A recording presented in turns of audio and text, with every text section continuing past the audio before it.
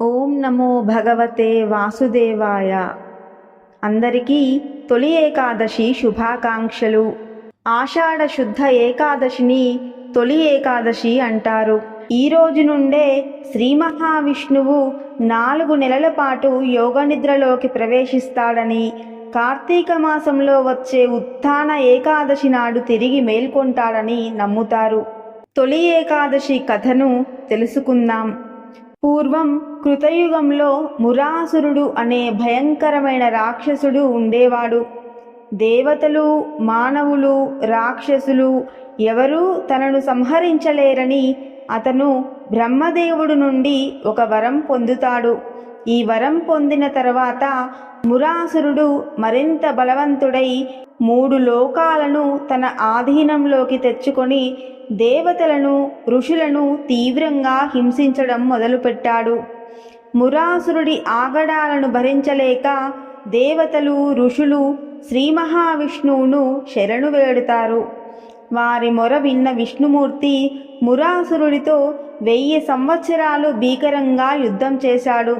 సుదీర్ఘ యుద్ధం వల్ల అలసిపోయిన విష్ణువు విశ్రాంతి తీసుకోవడానికి హిమాలయాల్లోని ఒక సుందరమైన గుహలోకి వెళ్తాడట. ఆ గుహలో శేషతల్పంపై పడుకొని యోగ నిద్రలోకి వెళ్తాడు. విష్ణువు నిద్రిస్తున్న సమయంలో మురాసురుడు అక్కడికి చేరుకొని ఆయన్ను సంహరించాలని చూస్తాడు. ఆ సమయంలో విష్ణుమూర్తి శరీరం నుండి ఒక అద్భుతమైన కన్య ఆవిర్భవిస్తుంది. ఆమె చాలా తేజస్సుతో శక్తివంతంగా కనిపిస్తుంది.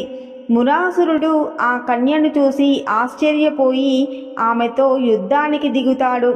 ఆ కన్యకు మురాసురుడికి మధ్య తీవ్ర యుద్ధం జరుగుతుంది. చివరికి ఆ కన్య మురాసురుడిని తన శక్తులతో సంహరిస్తుంది. అనంతరం నిద్రలేచిన శ్రీ మహావిష్ణువు మురాసురుడు చనిపోయి ఉండటం చూసి ఆశ్చర్యపోతాడు. అప్పుడు ఆ కన్య జరిగినదంతా వివరిస్తుంది.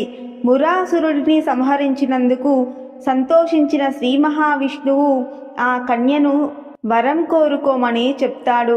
అప్పుడు ఆ కన్య, స్వామి, నేను మీ శరీరం నుండి ఆవిర్భవించిన ఈ రోజున విష్ణుప్రియగా లోకం చేత పూజింపబడాలని కోరుకుంటున్నాను.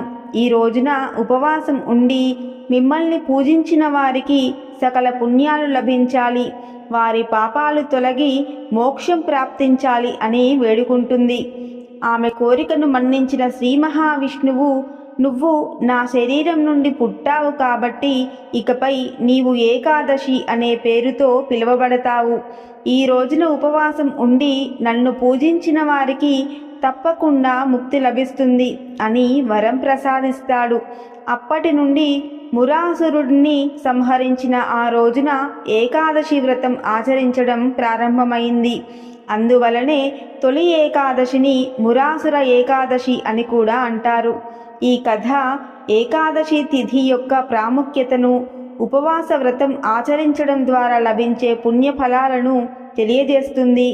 ఈ తొలి ఏకాదశి లేదా దేవశయన ఏకాదశి రోజున ఉపవాసం ఉండటం ఎంతో మంచిది.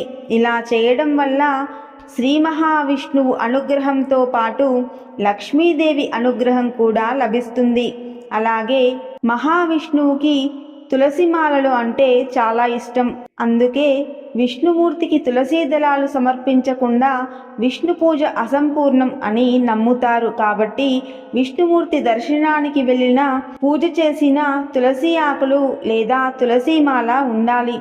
ఈరోజు విష్ణు మంత్రాలను పఠించడానికి ప్రత్యేక ప్రాముఖ్యత ఉంది. ఈ పవిత్రమైన రోజు పఠించే విష్ణు మంత్రం ఏకాదశి ఫలాలను అనుగ్రహిస్తుందని బలమైన నమ్మకం. తొలి ఏకాదశి నాడు ఓం నమో భగవతే వాసుదేవాయ అనే మంత్రాన్ని తరచూ పఠించాలి. ఇలా ఆ స్వామిని పూజించడం వల్ల విష్ణుమూర్తి అనుగ్రహం తప్పకుండా ఉంటుంది. స్వస్తి.